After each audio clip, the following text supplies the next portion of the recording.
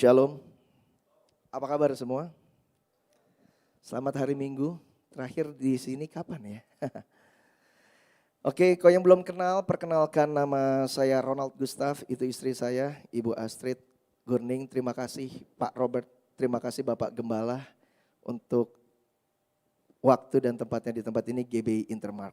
Oke, langsung aja hari ini kita akan berbicara dan khotbah saya hari ini berjudul Kopi Taste. Bukan kopi paste tapi kopi taste. Kenapa kopi taste? Kita semua percaya bahwa Tuhan itu selalu ada dalam setiap aspek kehidupan kita. Di dalam hobi kita, di dalam kegiatan kita, apapun yang kita lakukan, Tuhan ada di sana. Setuju? Tapi permasalahannya seringkali ketika dia berbicara melalui apapun itu bentuknya kita nggak notice, kita nggak sadar, kita abaikan padahal dia lagi berbicara. Kemarin ketika ya lagi ada acara ya Vespa World Day di Bali tapi saya nggak ikut gitu sama teman-teman kita Vespa-Vespaan gitu kan. Sampai kita akhirnya nongkrong, ngopi dan akhirnya ngebahas tentang helm. Pas saya tanya helmnya ini berapa bro, kok bagus banget, sekian lah. Wow fantastis saya bilang, harganya kok mahal banget. Iya bro, soalnya kemarin pernah abang gue kecelakaan tapi gara-gara helm yang bagus ini aman. Nah kalau yang hobi nonton di sini boleh angkat tangannya, ada yang hobi nonton? Oke saya juga hobi nonton, apalagi istri saya hobi nonton. Ingat film 300 gak? Oke, yang pas perang itu yang komandan yang brewok gitu kan. Yang pas dia nangkis seperti ini, terus pedang musuh hampir kena ke kepala tapi aman gara-gara helmnya ya. Dan di situ Tuhan bilang nih kalau nggak ada helm kepalanya hilang, hancur dan berantakan. Dan yang terakhir sepupu saya ya kurang lebih 1,5 tahun yang lalu dia kecelakaan. Patah 1, 2, 3, 4, 5, 6 bagian. Gak bisa ngapa-ngapain. Jadi dia lagi naik motor, tronton di depannya berhenti mendadak, dia nabrak, di belakangnya ada truk, brek, kegencet, patah 6 bagian. 1, 2, 3, 4, 5, 6. Gak bisa ngapa-ngapain, pen di mana-mana. Palanya kegencet, untung sekali lagi helmnya bagus. Dari ketiga hal ini Tuhan bicara tentang helm. Kalau bahasa Alkitabnya ketopong. Ulangi apa? Ketopong. Oke. Hari-hari ini kita melihat bahwa kejahatan semakin jahat tapi penampakannya semakin sangat halus. Jadi kita hampir nggak bisa lihat ini sebenarnya dia yang benar apa yang salah kok jadi benar. Setuju atau setuju? Jadi kita ada di zona abu-abu. Nah seperti kerajaan Tuhan juga. Nah kerajaan kegelapan ada satu divisi pasukannya namanya Diabolos. Ini setan yang mulai akhir-akhir ini dikerahkan meeting untuk menghancurkan anak-anak Tuhan. Untuk menghancurkan kita semua. Diabolos artinya pemfitnah. Boleh slide-nya? Oke ini dia Diabolos. Dia datang dan dia kerjanya untuk perang di pikiran kita. Tapi jangan takut, jangan gentar. Tuhan juga memperlengkapi kita dengan kebenaran firman-Nya. Yuk kita baca Keluaran 10. Mari kita baca di Efesus 6. Efesus 6 ayat 12 sampai 17. Boleh ditampilkan multimedia? Oke. Kita baca bersama-sama ya. 3, 4. Karena perjuangan kita bukanlah melawan darah dan daging, tetapi melawan pemerintah-pemerintah, melawan penguasa-penguasa, melawan penghulu-penghulu dunia yang gelap ini, melawan roh-roh jahat di udara. Next. Sebab itu ambillah seluruh perlengkapan senjata Allah supaya kamu dapat mengadakan perlawanan pada hari yang jahat itu dan tetap berdiri. Sesudah kamu menyelesaikan segala sesuatu. 14. Jadi berdirilah tegap, berikat pinggangkan kebenaran dan berbaju sirahkan keadilan. Kakimu berkasutkan kerelaan untuk memberitakan Injil damai sejahtera. Dalam segala keadaan pergunakanlah perisai iman.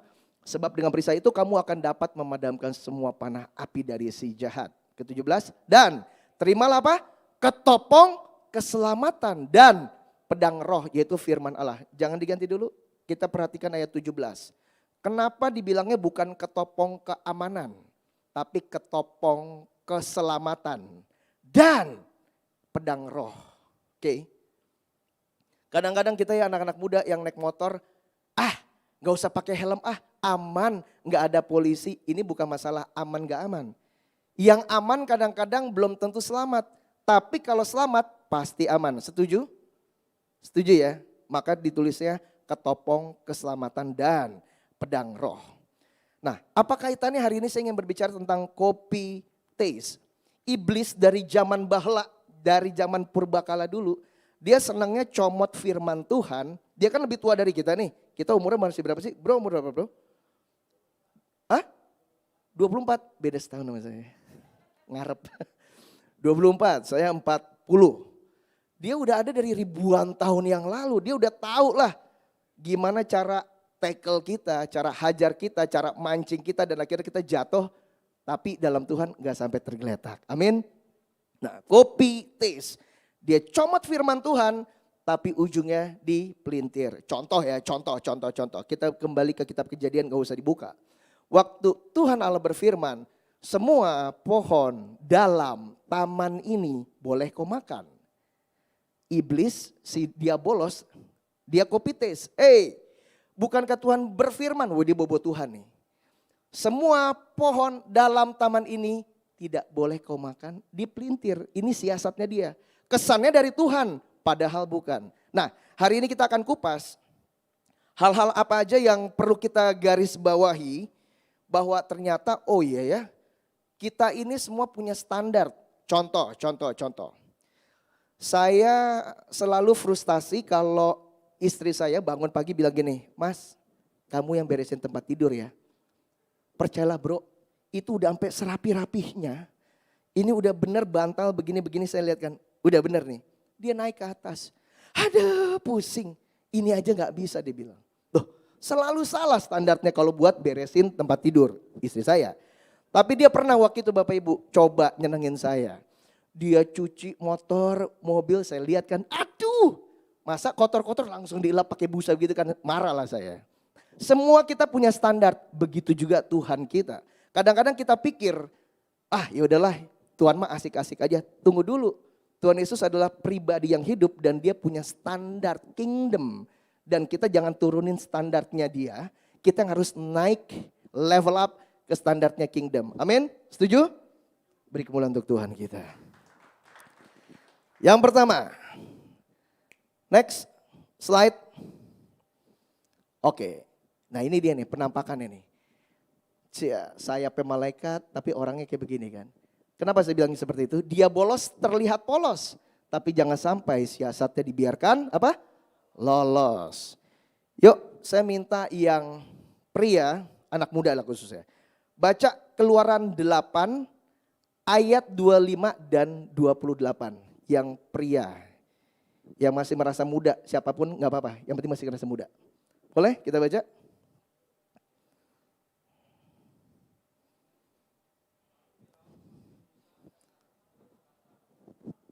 Apa bareng-bareng deh ya, gak kedengeran. 3, 4. Lalu Firaun memanggil Musa dan Harun serta berkata, pergilah persembahkanlah korban kepada Allahmu di negeri ini. 26. Tetapi Musa berkata, tidak mungkin kami berbuat demikian. Sebab korban yang akan kami persembahkan pada Tuhan Allah kami adalah kekejian bagi orang Mesir. Apabila kami mempersembahkan korban yang menjadi kekejian bagi orang Mesir itu di depan mata mereka. Tidakkah mereka akan melempari kami dengan batu? 27. Kami harus pergi ke padang gurun garis bawahi 3 hari perjalanan jauhnya. Untuk mempersembahkan korban kepada Tuhan Allah kami seperti yang difirmankannya kepada kami. 28. Lalu kata Firaun, baik, oke, aku akan membiarkan kamu pergi untuk mempersembahkan korban kepada Tuhan Allahmu di padang gurun garis bawahi. Hanya janganlah kamu pergi terlalu jauh. Berdoalah untuk aku. Tahu nggak? Pesan yang ditangkap dari ayat ini adalah, tadi Musa bilang gimana? Beta, deng semua orang Israel harus beribadah berapa? 3 hari perjalanan jauhnya. Dia ngomong ke Firaun. Firaun bilang apa? Oke, enggak apa-apa. Ibadah Jo. Nyandak apa-apa Jo. Ibadah silakan. Digocek ujungnya. Diambil kopi. Taste rasanya sepertinya boleh ibadah. Tapi jangan jauh-jauh ya. di sini aja. Mungkin dia bilang 2 hari aja perjalanan atau 1 hari. Maksudnya tolong ditangkap pesan profetiknya. Ini kita yang ada di sini termasuk saya. Waktu kita ibadah kepada Tuhan ada 3 unsur yang Tuhan minta. 3 hari perjalanan. Tubuh kita, jiwa kita, dan roh kita. Dia bolos gocek. Bro gak apa-apa lu WL aja. Nah gak apa-apa lu khotbah aja. Gak apa-apa Bapak Ibu. Yang penting store muka ke Bapak Gembala. Ya badannya mah di gereja. Tapi pikiran kita kok si Rambo belum transfer ya. Jiwamu gak ibadah. Pikiranmu gak ibadah. Badan doang. Ini yang Firaun demen nih. Yang dia bolos seneng. Jangan jauh-jauh ya. Gak usah 3 hari ya. 2 hari cuman tubuh jiwa rohnya enggak. Oke. Yuk sama-sama termasuk untuk diri saya sendiri. Waktu kita ke rumah Tuhan fokus tubuh, jiwa dan roh. The power of focus, perhatikan. Tahu dong sinar matahari ya? Tahu ya? Siapa di sini yang masa kecilnya atau mungkin sekarang pernah main kaca pembesar gak? Lup. Terus ambil kertas kan ditaruh gitu di fokus, kebakar ya. Sinar, hanya sinar ketika difokusin bisa ngebakar kertas, setuju ya? Begitu difokusin lagi, yang sinar yang tadi dia bisa berubah menjadi sinar laser yang ngubah baja. Source-nya sama, sinar. Tapi the power of focus bisa membelah itu semua. Maksudnya apa? Mungkin kok kita hidupnya gak ada breakthrough ya gitu-gitu aja ya. Coba cek apakah ibadah kita ke gereja cuman 1 hari perjalanan jauhnya? Cuman store badan doang? Apakah kita ibadah di gereja fokus akan tubuh kita untuk Tuhan, jiwa pikiran kita untuk Tuhan, dan roh kita menyala untuk Tuhan? Jangan sepelekan roh yang tidak menyala dalam melayani Tuhan bro. Mau daging import, ikan terbaik, bumbu mahal, ngana goreng-goreng aja sereng-sereng, kompornya gak nyala, gak ada yang matang. Itu roh yang menyala-nyala. Perhatikan ini baik-baik, 3 hari perjalanan jauhnya. Make sure ketika aku melangkah kaki di rumah Tuhan, badanku di sini Tuhan, pikiranku ke Engkau Tuhan, rohku spirit heart to heart ke Tuhan. Amin. Beri kemuliaan untuk Tuhan kita. Next, yang kedua. Keluaran 10 ayat 8 sampai 11. Mari kita baca bersama-sama. 3, 4, lalu Musa dan Harun dibawalah kembali kepada Firaun dan berkatalah Firaun pada mereka, pergilah, nah ini nih kopi, diambil kopi kan. Beribadahlah kepada Tuhan Allahmu, siapa-siapa sebenarnya yang akan pergi itu? Next, jawab Musa, kami hendak pergi dengan orang-orang yang muda dan yang tua, dengan anak lelaki kami dan perempuan, sebab kambing domba kami dan lembu sapi kami, sebab kami harus mengadakan perayaan untuk Tuhan. Next, tetapi Firaun berkata pada mereka, Tuhan boleh menyertai kamu jika aku membiarkan kamu pergi dengan anak-anakmu. Lihat, jahatlah masukmu. Next. Bukan demikian kamu boleh pergi, tetapi apa? Garis bawahin. Hanya laki-laki dan beribadah pada Tuhan. Sebab itulah yang kamu kehendaki. Lalu mereka diusir dari depan Firaun. Ini iblis, diabolos senang nih kayak begini-begini. Apalagi kita ya, apalagi ya. Sering gak ngomong kayak begini? Ayo laki-laki. Yang penting mah imamnya. Kalau imamnya beres, semuanya beres, ya kan? Ini yang kejadian. Ini yang diabolos suka. Oke, udah laki-lakinya aja, istri-istri mah nggak usah. Saya nggak usah ngambil contoh jauh-jauh ya, contoh-contoh. Tiba-tiba beberapa minggu yang lalu saya sempat ditegur, istri saya punya jam doa sendiri Bapak. Saya juga punya jam doa sendiri. Oke. Doa. Begitu saya baca ngerenungkan ayat ini, Tuhan ngomong kayak begini. Di mana doa sepakatnya kalian? Istrimu punya mesbah doa sendiri. Kamu mesbah doa sendiri. Kan firman tertulis. Hidup bersatu dengan rukun ya. Bersama. Saya apa yang ngerenungin loh. Yang kok ada yang aneh ya. Kita bersama tapi gak ada kebersamaan. Bersatu tapi gak ada kesepakatan. Ini yang iblis seneng. Yuk ibadah. Tapi gak usah ada kesepakatan ya. Ngana ke kiri, beta ke kanan. Amin. Hari ini kita diingatkan Tuhan lagi. Bapak Ibu semua, yuk kita bangun lagi mesbah doa di keluarga. Sepakat di dalam nama Tuhan. Oke, jangan terlihat bersama tapi tidak ada kebersamaan. Ajak semua keluarga kita. Agak dipaksa sedikit nggak apa-apa, yang penting nanti hasilnya. Next, Keluaran 10 ayat 24.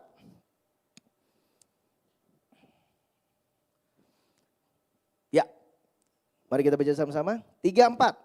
Lalu Firaun memanggil Musa serta berkata, pergilah beribadah kepada Tuhan, garis bawahi, hanya kambing dombamu dan lembu sapimu harus ditinggalkan. Ya udah kali ini anak-anak boleh ikut deh katanya. Untuk pesannya zaman sekarang adalah, saya nggak ngomongin tentang berkat ya. Tapi iblis paling seneng gini, kamu ke gereja tapi nggak usah nabur apa-apa ya. Ibaratnya petani, kamu cangkul itu tanahnya, kamu siramin, kamu pupukin. Berharap ada sesuatu yang numbuh. Mimpi. Tugas Tuhan memberikan pertumbuhan. Tapi bagian kita harus tabur benih.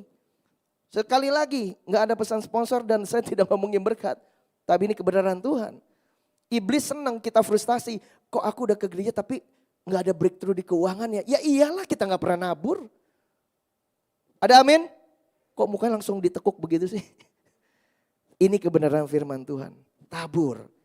Kita nggak bisa hanya doain. Saya kasih contoh ya. Ada 2 petani. Petani A dan petani B. Petani A dan petani B sama-sama berjemaat di gereja C. Dua-duanya baik, dua-duanya ikut komsel, ibadah dan sebagainya. Tetapi petani yang B, dia hanya gembur-gemburin tanah, pupukin, nggak nabur. Petani yang A nabur. Kira-kira pada waktu masa menuai, siapa yang panen? Yang A kan? Kurang lebih itu kejadian kita. Iblis senang. Dia bilang, kamu ke gereja. Ya udahlah, Tuhan ngerti kok keadaanmu. Ntar kita bahas lebih lanjut bahwa jangan tukar tanggung jawab kita dengan doa. Jangan sogok Tuhan dengan nggak bisa. Benih ya benih. Oke? Kita fokus ke sorga, tapi kaki juga harus tetap napak bumi. Amin? Setuju? Oke. Next. Ini sampai di sini paham? Enggak kecepatan ya?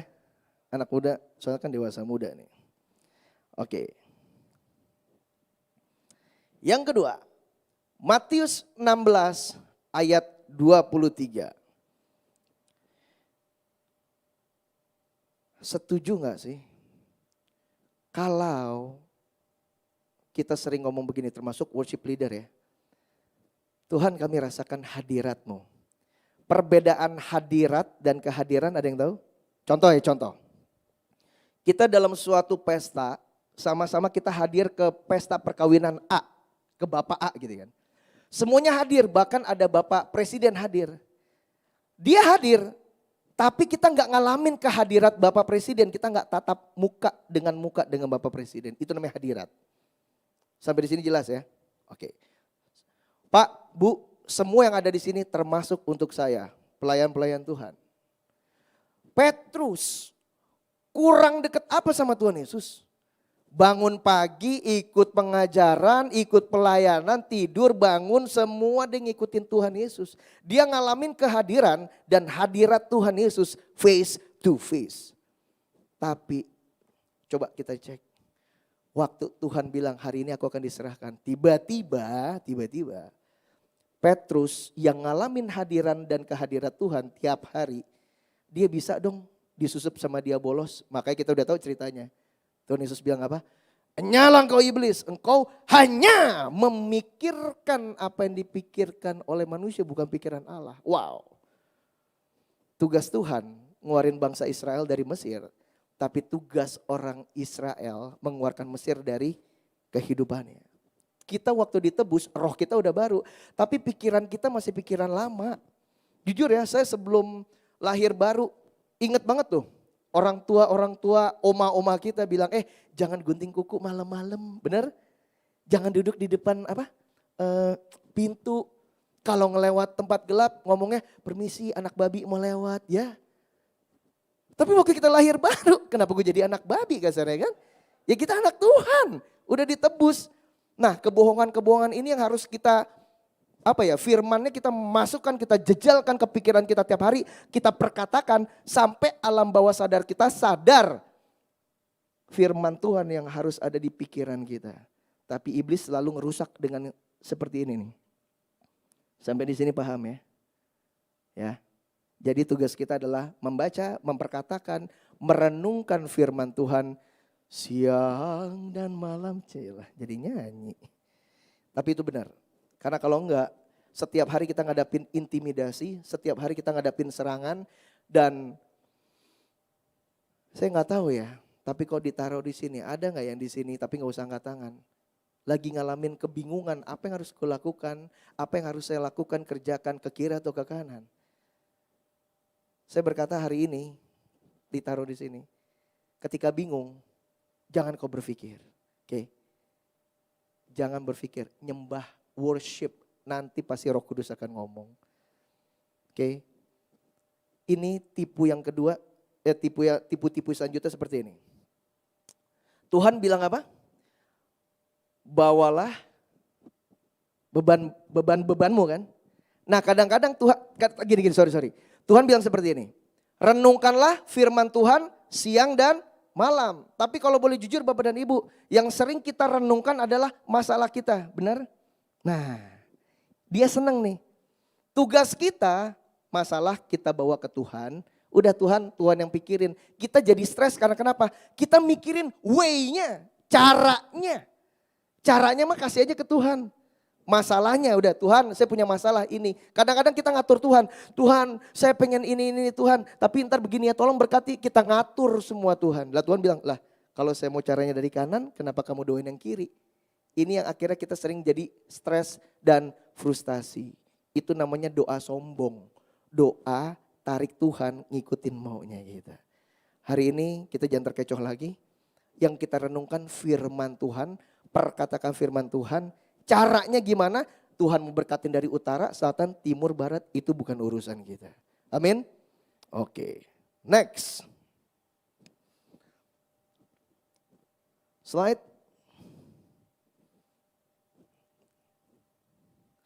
Kemarin saya sempat ngobrol dengan teman-teman. Kita nggak bisa pungkirin bahwa ada sebagian besar orang yang hidup dalam tanda kutip hyper grace. Ya, hyper grace. Saya nggak mau nyerang, saya nggak mau bahas, tapi saya tipe orang tuh yang maunya hidupnya balance. Oke.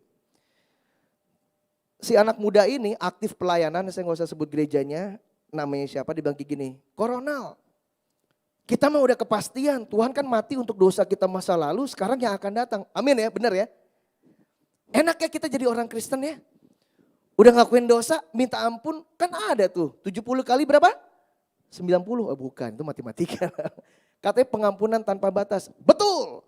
Tapi tidak sepenuhnya benar. Kenapa? Oke, yuk kita buka kebenaran firman Tuhan. Yohanes 5 ayat 14. Mari anak muda, saya minta anak muda suaranya yang lantang. 3, 4. Kemudian bertemu dengan dia dalam bait Allah lalu berkata padanya apa? Engkau telah sembuh, jangan berbuat dosa lagi apa? Supaya padamu jangan terjadi yang lebih buruk. Yes, mau kita hari ini besok ngelakuin dosa, jatuh lagi, diampunin. Diampuni itu kepastian. Tetapi konsekuensi, lihat apa? Supaya apa? Tolong katakan. Supaya padamu jangan terjadi yang lebih buruk. Maknai kasih karunia Tuhan secara dewasa. Waktu kita udah tahu itu salah, kita lakukan lagi, minta ampun, lakukan lagi, minta ampun. Ini nih makanya, kok keadaan aku lama-lama jadi begini ya. Ini kebenaran firman Tuhan. Saya kasih contoh. Seperti ini. Misalnya, coba perhatikan baik-baik. Jadi kalau ada yang ngomongin tentang hyper grace, kita tahu. Ada seorang yang kaya raya, dia datang ke Kapolri, ya ke Kapolri, bilang gini, siap Bapak Jenderal, saya mau tanya dong, berapa jumlah pelanggaran rakyat Indonesia setiap harinya? Contohnya berapa? Kalau didenda, contoh dari Sabang sampai Merauke. 5M? Lebih? 10M? Oke, contoh ya. Anggap total pelanggaran di Indonesia Sabang sampai Merauke per satu harinya ada berapa? 10 miliar. Oke. Orang kaya ini bilang begini, Bapak polisi, Bapak Kapolri, karena saya kaya raya dan murah hati, saya akan bayar tunai cash kontan selama 1000 tahun ke depan. Dikali aja berapa tuh bro? Nolnya banyak kan? Dan saya minta diumumkan di seluruh media televisi Indonesia. Wih, pengumuman dong. Kepada seluruh warga negara Indonesia. Per hari besok tidak akan ada lagi tilang, denda atau apapun. Karena sudah dibayar lunas. Semua rakyat Indonesia senang. Yeay, gila, udah gak ada ganjil genap bro. Kita mau main handphone di mana juga apa, bebas lah. Ingat ada 2 kelompok orang yang memaknai kasih karunia dan asal-asalan terhadap kasih karunia. Di perempatan tetap ada Pak Polisi, lampu merah mau ngetes kan. Pak Polisi kan udah gak bisa ditilang, dia jalan. Yang dari sebelah sana, Pak Polisi saya gak pakai helm loh, gak bisa ditilang kan udah dibayar ya. Ya setuju ya? Oke. Yang dari sana utara timur jalan, biar di tengah-tengah tabrakan. Oke, itu namanya konsekuensi. Dosa udah dibayar lunas, tapi konsekuensi dosa masih ada di muka bumi. Jangan lupakan itu. Oke, yang kedua, contoh ya. Bapak Ibu mungkin di sini ada yang punya anak. Kita ingat anak kita waktu masih kecil, kita ada tamu di ruang tamu, tiba-tiba anak kita, dia bawa makanan, tumpah, dar, atau enggak mohon maaf, pupup atau pipis. Mungkin enggak kita marah? Enggak mungkin. Anak papi, balik ya, dibersihin. 20 tahun kemudian, si anak mah tetap statusnya anak, ini kan yang suka diplesetin ini. Kita mah tetap status kita nggak berubah di hadapan Tuhan. Tapi coba perhatikan baik-baik, coba ya nanti kalian akan jadi suami, akan jadi bapak, ibu. Tamunya sama, rumahnya sama, anaknya sama, kejadian. Papa, biar dia buang sembarangan kotoran itu. Saya yakin kita akan ngerasa terhina kan? Iya kan? Udah dewasa. Lah kalau kita waktu masih awal-awal ikut Tuhan, mungkin kita belum tahu firman, kita melakukan suatu kesalahan, Tuhan bilang masih bayi rohani. Tapi ingat pelayan-pelayan termasuk saya. Kalau kita udah sampai kepada pengenalan firman Tuhan dalam tingkat dewasa, jangan bodoh. Itulah kenapa Musa dia gak bisa masuk ke tanah Kanaan.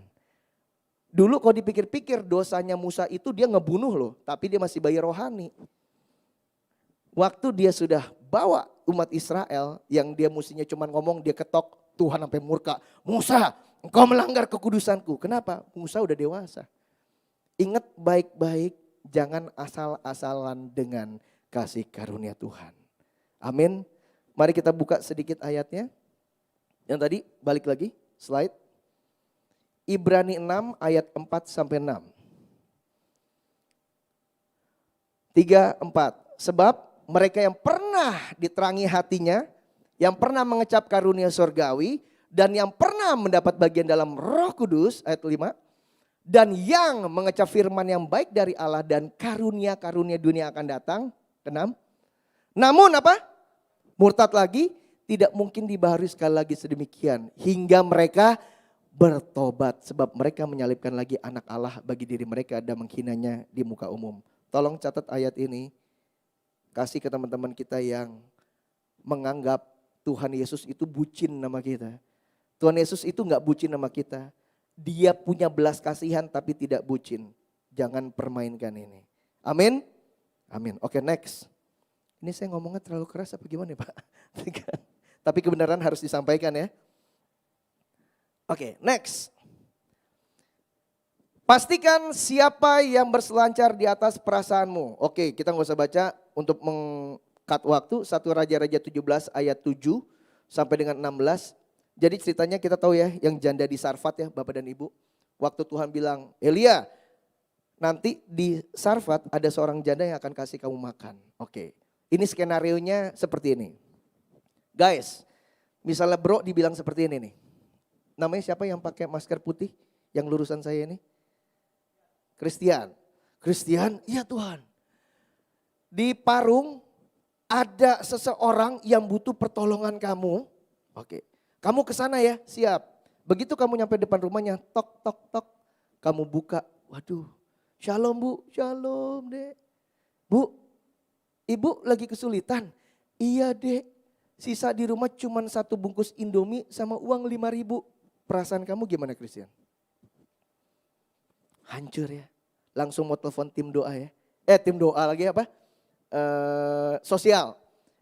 Kumpulinlah beras Indomie, ayo deh kumpulin, kita bantu ibu itu. Benar ya? Tapi di kasus ini, di konteks ini, Tuhan bilang apa? Elia, Christian, no. Jangan terkecoh oleh dia bolos. Perbuatan baik belum tentu itu kebenaran. Perhatikan baik-baik, perbuatan baik belum tentu kebenaran. Tapi kebenaran selalu ada unsur didikan untuk menghasilkan kebaikan. Perhatikan sekali lagi. Perbuatan baik belum tentu itu perbuatan kebenaran. Tapi perbuatan kebenaran pasti ada unsur didikan untuk menghasilkan kebaikan. Di konteks ini pesan yang saya dapat ya. Firman is firman, system is system. Jangan kita selalu bersembunyi dalam belas kasihan. Mungkin janda ini aduh kasihan. Tapi Tuhan lagi ngedidik janda ini tadi. Aku tahu kamu susah tapi kamu harus belajar menabur. Akhirnya kan diminta kan sama Elia kan tetap sini Bu. Tetap sini. Saya minta Indomie sama uangnya. Oke. Akhirnya kita lihat tahu dia diberkati Tuhan. Jangan terkecoh oleh keadaan tapi dengar-dengaran firman Tuhan. Iblis senang dia pakai perasaan kita, maka tadi saya bilang siapa yang berselancar di balik perasaannya kita. Oke, saya ambil contoh waktu itu mungkin di sini ada yang kenal oleh pendeta Bapak Daniel Alexander. Tahu ya Pak Robert ya. Waktu beliau khotbah ada satu khotbah yang saya nggak pernah lupa. Beliau mengadakan KKR, tiba-tiba pas lagi acara ada satu ibu-ibu samperin Pak Daniel Alexander. Pak pendeta di Jawa KKR. Tolong doakan anak saya ini divonis mau masuk penjara, tolong. Dia tugas pendeta hamba Tuhan. Doain dong, mau doain. Begitu hamba Tuhan ini mau mendoakan, Papi Daniel Alexander, tiba-tiba Tuhan ngomong, anakku, mengapa engkau menghalangi aku? Papi Daniel bingung katanya, tapi saya mau taat sama suara Tuhan. Akhirnya bilang gini, Bu, mohon maaf, saya gak bisa doain. Ibunya ngamuk Pak. Gimana sih? Masa pendeta gak mau doain anakku? Jahat. Nah, tetap dia taat. Beberapa tahun kemudian, kembali ke tempat yang sama, ibu yang sama nyamperin, Pak, ingat saya enggak? Loh ibu siapa ya? Ini saya yang waktu itu minta anak saya mau masuk penjara didoain. Hah? Oh iya. Nah Papi Daniel sangka mikir, wow mau marah lagi nih gitu kan. Terima kasih ya Pak, enggak jadi didoain. Anak saya di penjara berubah, sifatnya karakternya berubah dan ketemu dengan Tuhan di dalam penjara. Sekarang berhasil. Tahu pesannya? Selalu dengar-dengaran apa yang Tuhan perintahkan saat itu. Kadang-kadang kita selalu pengen, kasihan ya, yuk kita doakan berbuat baik dulu. Tapi tunggu dulu, mungkin ada sesuatu yang memang harus terjadi. Yang jangan dipangkas, di courting dengan doa, tidak bisa. Jangan tukar tanggung jawab dengan doa. Karena mungkin itu proses Tuhan untuk mematangkan karakter seseorang. Amin. Beri kemuliaan untuk Tuhan kita.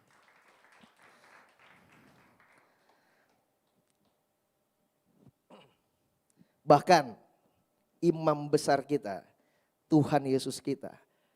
Ingat Bapak dan Ibu, waktu di Taman Getsemani. Sekali lagi ya, jangan salah paham. Tuhan Yesus tidak pernah jatuh dalam dosa, tapi dia ngasih contoh kepada kita.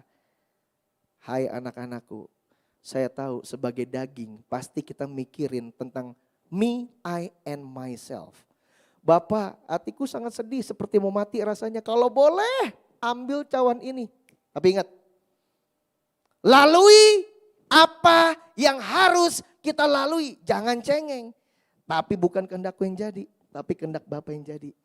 Kalau Tuhan Yesus cengeng, kalau Tuhan Yesus dia bergerak berdasarkan apa yang dia rasakan, selesai kita semua. Sia-sia kita ke gereja. Selesai, gak ada pengorbanan. Tapi bersyukur kita punya Tuhan Yesus, Imam Agung. Yang tidak baperan terhadap keadaan, tidak baper terhadap penderitaan. Tapi sama-sama bisa gak kita bilang, Bapak bukan kehendakku yang jadi, tapi kehendakmu. Dan segala sesuatu pasti ujungnya indah kalau kita ngikutin jalannya Tuhan. Oke, yang terakhir saya akan tutup. Next. Ini dia.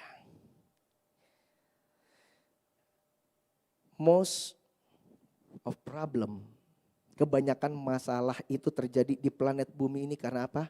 Sama-sama kita bilang, absence of.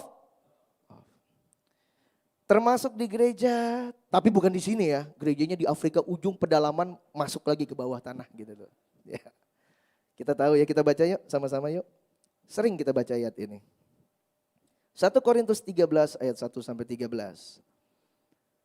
3, 4. Sekalipun aku dapat berkata-kata dengan semua bahasa manusia dan bahasa malaikat, tetapi jika aku tidak mempunyai kasih, aku sama dengan gong yang berkumandang dan canang yang gemerincing. Sekalipun aku mempunyai karunia untuk bernubuat, wow, dan aku mengetahui segala rahasia dan memiliki seluruh pengetahuan, dan sekalipun aku memiliki iman yang sempurna untuk memindahkan gunung, tetapi jika aku tidak mempunyai kasih, aku sama sekali tidak berguna. Next. Dan sekalipun aku membagi-bagikan segala sesuatu yang ada padaku, bahkan menyerahkan tubuhku untuk dibakar, tetapi jika aku tidak mempunyai kasih, sedikit pun tidak ada faedahnya bagiku. Cukup sampai di situ. Ini orang gokil loh. Dia berkorban, dia melakukan semua pengorbanan, tetapi ternyata pengorbanan aja di mata Tuhan bisa jadi motivasinya bukan kasih. Kita sama-sama tahu. Semua mujizat yang Tuhan Yesus lakukan diawali dengan lalu tergeraklah Yesus dengan belas kasihan. Saya bisa loh khotbah di sini, motivasinya saya untuk apa? Gak ada yang tahu. Apakah saya berkhotbah memiliki kasih? Saya gak tahu di sini ada jiwa-jiwa yang perlu jamahan Tuhan. Saya bisa loh bagi-bagikan sembako, tapi untuk lihat nih komunitas gue. Apakah karena kita berdasarkan kasih terhadap sesama? Banyak hal yang bisa kita lakukan. Tapi tanpa kasih, sorga bilang, no. Tapi iblis senang, yaudah lakuin aja. Gak ada yang tahu, gembala gak ada yang tahu, gak ada orang yang tahu. Kamu cari kredit untuk diri kamu sendiri. Nama Tuhan tidak dipermuliakan. Coba kita sekali lagi, kita ke ayat yang satu lagi. Ingat ya tadi istri saya punya standar, saya punya standar, tetapi Tuhan juga punya standar. Yuk kita buka Wahyu 2 ayat 1 sampai 4. 3, 4. Tuliskanlah kepada malaikat jemaat di Efesus, inilah firman dari dia yang memegang ketujuh bintang itu di tangan kanannya dan berjalan di antara ketujuh kaki dian emas itu. Next. Pelan-pelan ya, apa? Aku tahu segala pekerjaanmu, baik jerih payahmu maupun ketekunanmu. Wow, aku tahu bahwa engkau tidak dapat sabar terhadap orang-orang jahat, bahwa engkau telah mencobai mereka yang menyebut dirinya rasul, tetapi yang sebenarnya tidak demikian, bahwa engkau telah mendapati mereka pendusta. Next. Dan wow, ini ayat yang keren. Engkau tetap sabar dan menderita oleh karena namaku dan engkau tidak mengenallah. Cukup tunggu sampai di sini. Tuhan, aku siap Tuhan pikul salibmu Tuhan. Aku siap pikul salibmu Tuhan. Aku rela melakukan apapun Tuhan demi engkau. Yuk ayat terakhir. Apa? Baca-baca bersama-sama 3, 4. Namun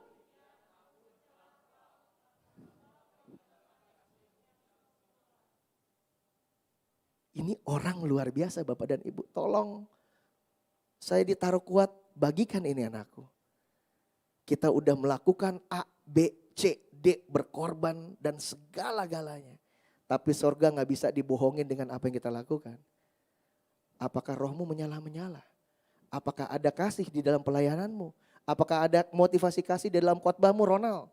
Kalau enggak, Tuhan bilang, aku mencela engkau, kamu telah jatuh terlalu dalam. Ini iblis yang suka nih.